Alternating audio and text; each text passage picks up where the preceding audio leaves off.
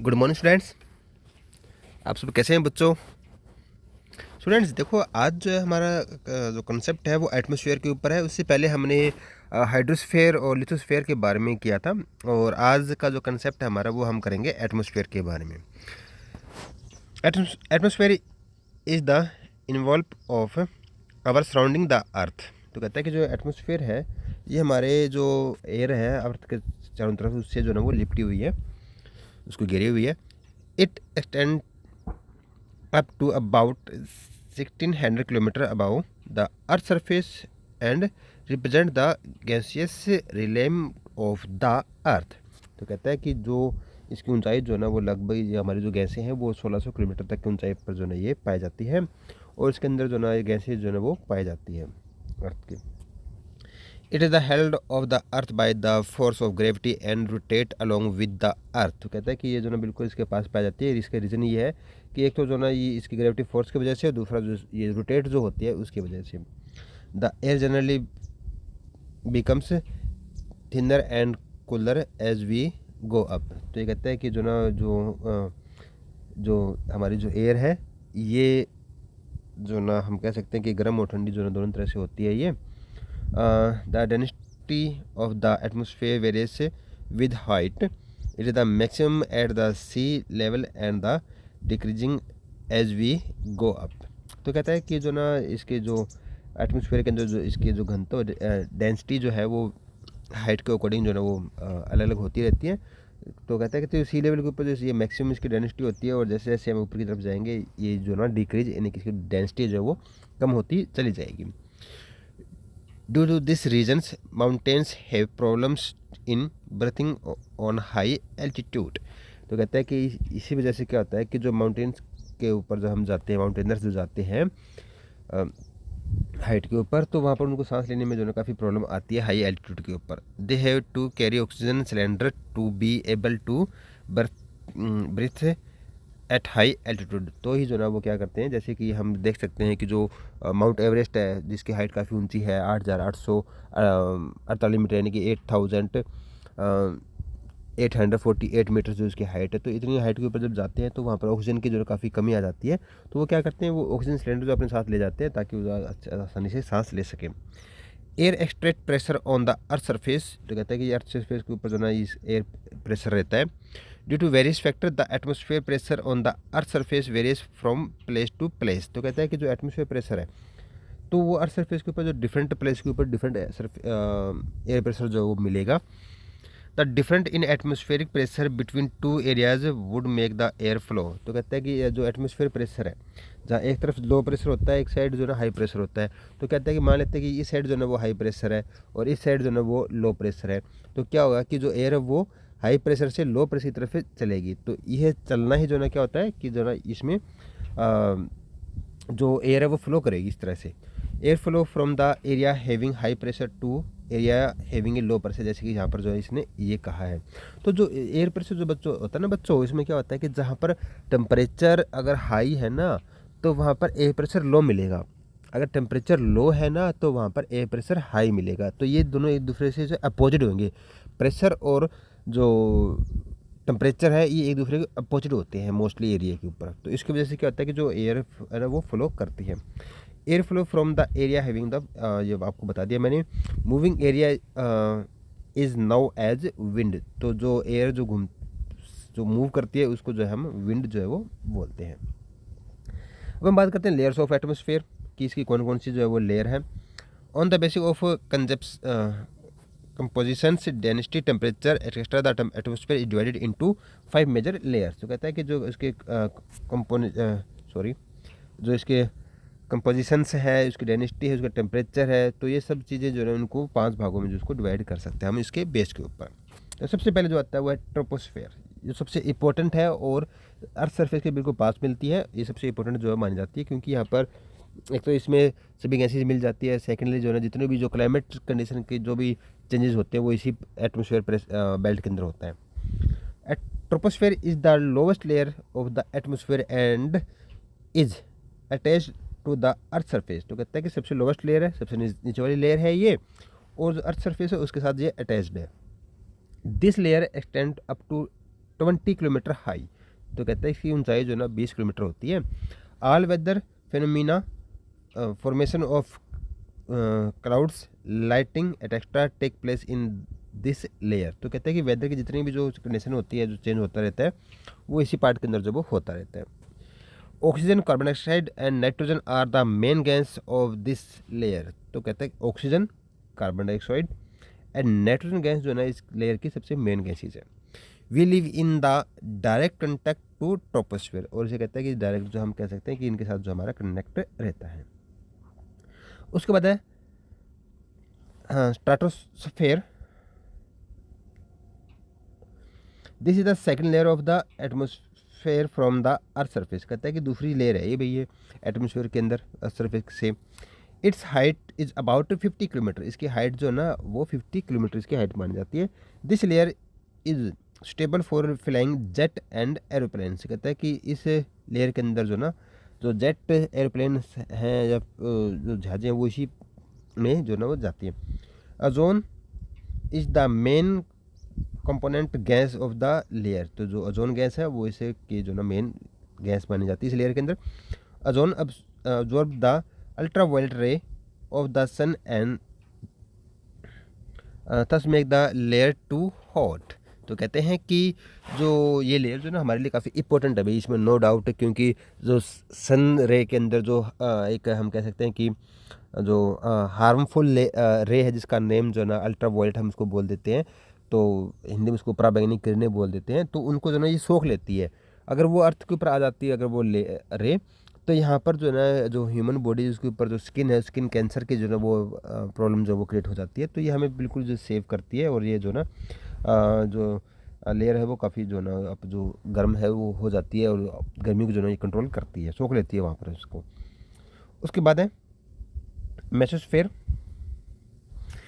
The layer about the stratosphere is the known as mesosphere. Its height is about 80 kilometre. In this air the temperature of the atmosphere being to fall down. तो कहता है कि जैसे कि starting वाला जो layer था हमारा जो ट्रोपोस्फेयर, उसके अंदर टेम्परेचर क्या होता है, जैसे हम हाइट के साथ जाएंगे ना टेम्परेचर डाउन हो जाता है। लेकिन जो सेकंड लेयर थी हमारी जो स्ट्रेटोस्फेयर, इसके अंदर जो टेम्परेचर एक बार फिर से बढ़ने जो ना वो बढ़ जाता है, भी एक जैसा टेम्परेचर हो जाता है। और उसके बाद जो मेसोस्फेयर है इसके अंदर भी जो है फिर से क्या होता है, टेम्परेचर जो फिर से डाउन होने लग जाता है। और इसकी हाइट जो है वो 800 किलोमीटर जो है वो 80 किलोमीटर जो है वो पाई जाती है। Thermosphere is the fourth layer of the atmosphere. It is height about 400 kilometre. तो कहता है कि ये जो ना फोर्थ लेयर है, फोर्थ पोजीशन के ऊपर है। ट्रपोस्फेयर फोर्थ लेयर है और इसकी जो हाइट है वो 400 किलोमीटर है। This layer reflect the radio waves on the earth surface. तो कहते हैं कि ये लेयर भी हमारे लिए बहुत इंपॉर्टेंट है भाई, क्योंकि जो ना ये रिफ्लेक्ट कर देती है जो रेडियो वेव्स हैं उनको। जैसे वो यहाँ से हम कोई ना रेडियो से जो भी हम रेंज छोड़ते हैं वो ऊपर टकरा कर जो वापस जो है वो आ जाती है। तो इससे जो हमारी जो कम्युनिकेशन जो है वो इससे बेटर हो रही है। जो हम चैनल देखते हैं, न्यूज़ देखते हैं, अपने घर पर टीवी देखते हैं या रेडियो में जो न्यूज़ सुनते हैं या टेलीफोन यूज़ कर रहे हैं हम, तो इस लेयर की वजह से जो ना वो ऐसा पॉसिबल हो पा रहा है। Exosphere, this is the outer most layer of the atmosphere. It's height is about 750 kilometre from the earth surface. This layer gradually blends into the space. तो उसके बाद कहता है कि सबसे पाँचवीं सबसे बाहर वाली है ये। इसकी हाइट जो 750 किलोमीटर जो बताई जाती है। उसके बाद जो है क्या होता है, स्पेस जो है वो स्टार्ट हो जाता है और उसके बाद जो स्पेस जो है वो स्टार्ट हो जाता है आगे। हम बात करते हैं कंपोजिशंस ऑफ एटमॉस्फेयर की। एटमॉस्फेयर के अंदर जो क्या क्या चीज़ें पाई जाती हैं। The atmosphere is composed of flowing 3 constants. सबसे पहले गैस के बारे में बता रहा है कि भी 3 कंपोनेंट से जो है कंपोज्ड जो है इसके मिलते हैं। तो सबसे पहले गैसेज है। The atmosphere consist of the mixture of gas. तो कहता है कि जो एटमॉस्फेयर है वो गैसों का जो एक मिक्सचर है। Nitrogen is the biggest component containing 78% of the atmosphere. तो कहता है कि नाइट्रोजन गैस सबसे ज़्यादा पाई जाने वाली जो ना ये गैस है, कंपोनेंट्स है, और ये 78% जो है एटमॉस्फेयर के अंदर पाई जाती है। Oxygen is the second important component forming 21% the atmosphere. उसके बाद ऑक्सीजन है 21% पाई जाती है। Other gas together from only 1%, दूसरी गैसें जो है वो सिर्फ 1% बच जाती है। They include argon, carbon dioxide gas जो कि 0.03% है, बहुत इंपॉर्टेंट गैस है ये भी हमारे लिए। हाइड्रोजन 0.01% एंड अदर्स गैसेज जो है 0.05% है। The composition of the atmosphere remains almost consent in the lower layer. तो कहते हैं कि जितनी गैसें हैं वो मोस्टली जो है हमारी जो लोअर लेयर है उसके अंदर पाई जाती है। Oxygen is the most important gas for supporting all from of life. तो कहता है कि जो ऑक्सीजन है नो डाउट सभी जो जिंदा है उनके लिए बहुत इंपॉर्टेंट है ये। Nitrogen keep soil fertility and help in the growth of living organism. तो कहता है कि जो नाइट्रोजन है वो हमारी ज़मीन के लिए बहुत इंपॉर्टेंट है, क्योंकि इससे जो पेड़ पौधे हैं उनको बढ़वार के लिए बढ़ने के लिए जो नाइट्रोजन जो चाहिए जो कि हमारे वायुमंडल के अंदर बहुत ज़्यादा है। Carbon dioxide gas is absorbed by plants for their growth. और जो कार्बन डाइऑक्साइड गैस है इसको हम ग्रीन हाउस गैस बोल सकते हैं, क्योंकि ये हमारे अर्थ के टेम्परेचर को बनाए रखती है, साथ में जो हमारे वेजिटेशंस हैं उनके लिए जो है एज ए फूड है ये। It also observed heat and regulate the temperature of the earth. यहाँ पर ये बात कह रहा है कि जो ना ये अर्थ को जो हीट को ऑब्जर्व कर लेती है और जो अर्थ के टेम्परेचर को जो है उसको रेगुलेट कर लेती है ये।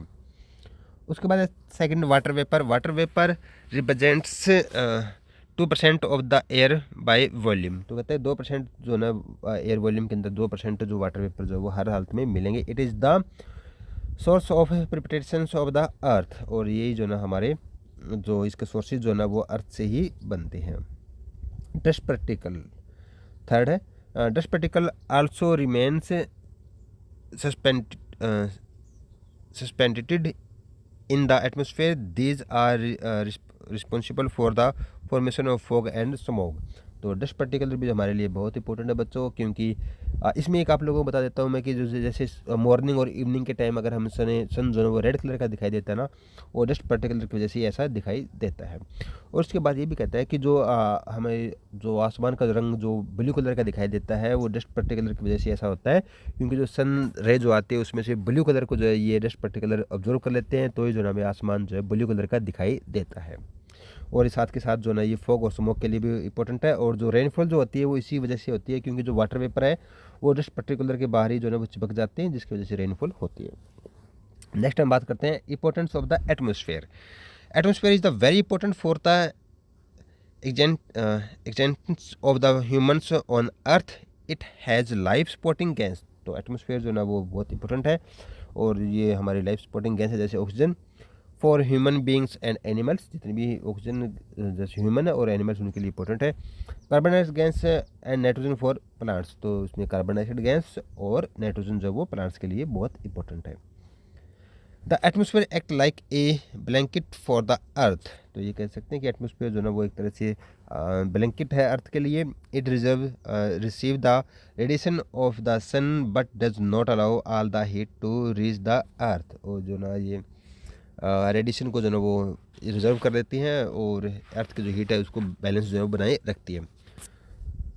थर्ड है the ozone layer in the atmosphere protects us from the harmful ultra violet ray of the sun. No doubt ये पॉइंट आपको समझ में आ गया होगा कि जो ऑक्सीजन लेयर है ना एटमोसफेयर के अंदर जो गैस हमारी ऑक्सीजन, वो जो सन से निकलने वाले हार्मफुल जो रे है जिसका नाम अल्ट्रा वायलेट है वो जो ऑब्जर्व कर लेते हैं उसको प्रोटेक्ट करती है हमसे। जैसे हम उसको कह सकते हैं कि जो ओजोन लेयर है वो हमारे लिए एक सुरक्षा कवच का काम करती है वो। फोर्थ है it moderate the extremes of heat and cold. तो ये जो ना जो हीट और कोल्ड को जो ना ये मॉडरेट करती रहती है, चेंज कर देती है। भी ज़्यादा हीट होती है उसको कोल्ड कर देती है और ज़्यादा कोल्ड होता है उसको हीट कर लेती है। टेम्परेचर को जो है मेंटेन रखती है एटमोसफेयर।